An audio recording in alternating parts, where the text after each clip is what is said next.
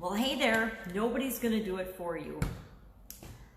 Sharon Horne-Ellstrom here, Get Up and Go Challenge. We're doing some pre-work, or not pre-work, just preliminary days leading up to the next Get Up and Go Challenge, which is gonna be August 1st through 31st. We're gonna do a 30-day challenge, 11 a.m. Central Time.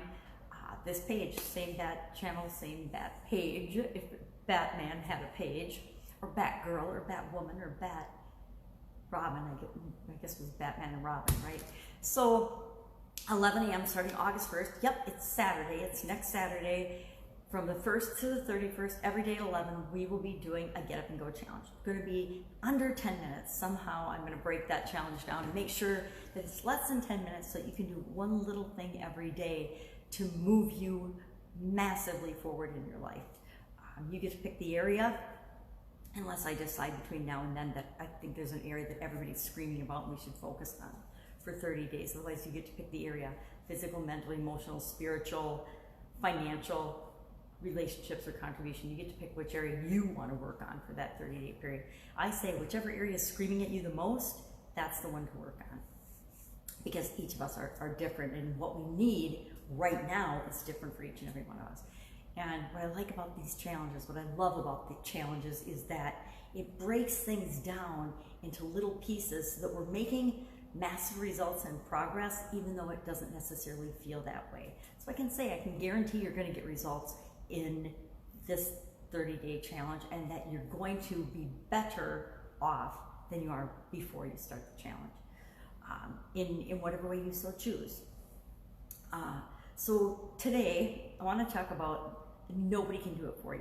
I'm sharing lessons learned in my 60 years of experience that have come to me in different ways. This one, we learn at a very young age as parents, and I'm a mom. I know how hard it is and how much we want to do things for our kids, how we want to feel for our kids, and it breaks our heart when they're sad or unhappy or disappointed or hurt or bullied, or if whatever. We want to feel for them, yet we know that even though they're a part of us, we're separate, and each and every one of us needs to feel and experience life for ourselves. Nobody can do it for us. Nobody can feel our life or live our life for us. Nobody can be a better you than you. Nobody can experience this life as only you can.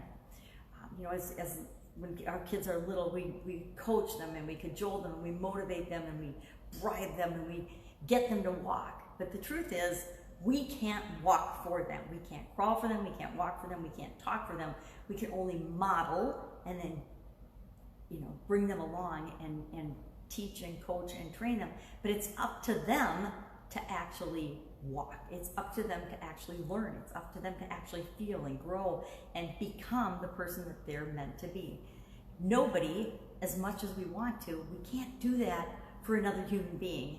As much as we want our children or our significant others or our friends or the people that we interact with, our customers, to succeed, it's not up to us. And I remember I used to always get really frustrated in my career because I would see amazing people on my team, on the teams or the people that I work with in corporate America and in my own businesses. They all were looking at the same opportunity, yet some people would excel, some people would just do what they had to do to get by and would perform at an acceptable level, and some people would epically fail. They wouldn't succeed at whatever you were doing, whether it was a sport, whether it was a job, whether it was doing something in school or for work. The levels of performance, of course, there's this huge spectrum of performance based on anything that you're doing. Some people are awesome at some things and terrible at others. We all are. We all are good at some things, and we're not good at a lot of things, right? We're good at a tiny fraction of the things that we could possibly be good at, or we're genius and expert at. And the rest of it, we count on other people to be awesome and be experts at.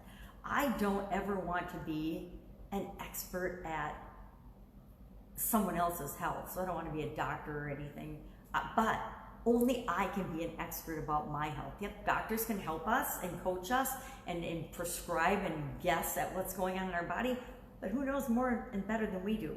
Nobody. And that's with respect to everything in your life as it is in mine. We are the only guru of ourselves. We are the only expert in what's perfect and right for us. And so anytime we expect somebody or something outside of us to give us something, to provide for us, or we think we're entitled to something because we exist, sorry, we're sadly mistaken. The next couple of days are hard ones. Hard lessons I learned actually from my dad, who's since passed away like about 5 years ago now. A little over 5 years, 5.5 years ago now. What am I saying? 5.5 years ago. This is one of the lessons that he taught me. In the next few days, we're going to talk about different lessons that I learned as a girl growing up in my family. You know, and most people will say, well, I know that to be true, but I don't believe it. I want to push against it. I want to fight against that. I want to say that it's not true. But think about it in your own life. Nobody can do anything for you unless you want it for yourself. People can help. People can coach you. You can learn and model, and people can give you advice, but it's up to you to actually do something about that knowledge. You know, people always like to say knowledge is power. Knowledge isn't power. Knowledge is just knowledge. You know, wisdom isn't even power. Wisdom is just whether you're wise or not. But until you act on the knowledge and the wisdom that you have, that doesn't matter. You know, it's like a book sitting on a counter. The book sitting on the counter doesn't do you any good unless you read the book or do something with it. And then once you read it, just reading it isn't enough either. It's up to you if you're going to act on that information or do anything on that information or not. So nobody can do it for you. Nobody's going to do it for you. That's the biggest thing I think that I'm seeing, and it's really frustrating me, and I don't watch it.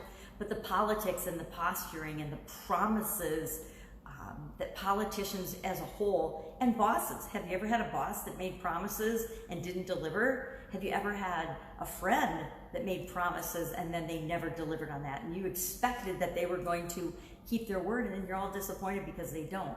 You know, politics and friends and other human beings let us down if we expect them to do something for us, right?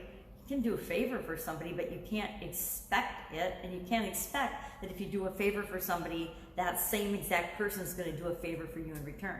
I always say if you do a favor for somebody else and something else will come into your life that balances that out. As a whole, our lives end up balanced, but not by the people that we give things to. If you're giving value to somebody and you're expecting something in return, you're coming from a state of expectancy, which, you know what, it doesn't mean that that person is going to reciprocate. I know there's the law of reciprocity, but the law of reciprocity doesn't ever say, it's a universal law, that you're going to get the same thing in return from somebody that you give value to.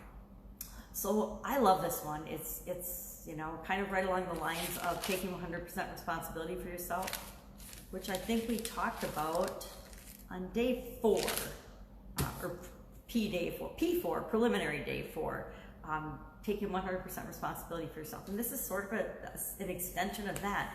Nobody is going to do it for you. It's up to you to take the actions to create the life you want. And guess what? The life you want is different from the life that everybody else wants. Again, as it should be, to make the world go round, right? And to make the world a lot more fun and exciting place. So that is our idiom for today, or not our idiom for today. What am I thinking about? Another video. That's our little lesson for today, getting ready for the next Get Up and Go challenge. Just some core values and principles. And again, I would love to know what you think about this. Have you had examples? I mean, I'm not going to lie. I've had people do a whole lot of things for me, but I didn't expect them, and I don't expect them. I know that I'm 100% responsible for myself and the outcomes and the experiences and the feelings that I have. If I'm in a super bad mood, it's not anybody's job to get me in a better mood. We cannot make anyone else on the planet motivated or happy or feel anything unless they want to. I think Eleanor Roosevelt is credited with saying, nobody can disrespect you without your permission. And it's so true. Nobody can make you do, say, or feel anything without your permission. You always have to acquiesce. I like vocabulary. You always have to give in and say, I'm going to do that. They can't force you. Yeah, they can torture you. They can do all kinds of things. But it's not going to work if you are committed to being you and knowing that it's up to you. It's all up to you. so nobody can do it for you. Love this, love this, love this. And once you realize that, number one, you realize that you're not exchanging, well, not number one, you realize you're not exchanging your personal power for anyone else. You're not abdicating and giving away your power. I think this is one of the reasons I struggled in corporate America. I didn't struggle. I never struggle at any, well, I do struggle at some things, but I didn't ever struggle in corporate America. But why I had this sense of feeling that I didn't fit in. I didn't fit into the little square block on the, what are they called? Organizational charts that I was supposed to, because I didn't want to fit into a little box. And so I think that's why I had that sense of, geez, do I really want to be here? Do I really belong in corporate America? And I stayed there over a quarter century, so obviously I fit enough that it made me happy for quite a while. But I knew that in that setting, I was exchanging my freedom of thought, my freedom of choice and decisions in exchange for a paycheck that really didn't give me freedom. It really made it possible that I didn't have to make all the decisions and all the choices. I remember going into team meetings and having to deliver a message from the upper echelon of the organization that I didn't necessarily 100% agree with, but I bought into because that was my job. I was the manager. This was the new policy. We were all going to follow the new policy. And was it 100% awesome? No. Could it have been better? Of course. But this is the policy we all agreed on as a leadership group and team. This is what we're going to do going forward, and presenting that to everybody and realizing that, you know, you always got that out. Hey, I didn't make this up. This is what we're doing, and this is why we're doing it. And whether we agree with it or not, we all agreed to do it. So this is what we're going to do. So you can exchange your having to make decisions and choices for yourself in certain settings. But it never feels as good as when you realize that everything that you do is in your control. But you know what? That takes standing up and being responsible and saying, oh my God, I actually totally screwed that up. I made the wrong choice. I made the wrong decision.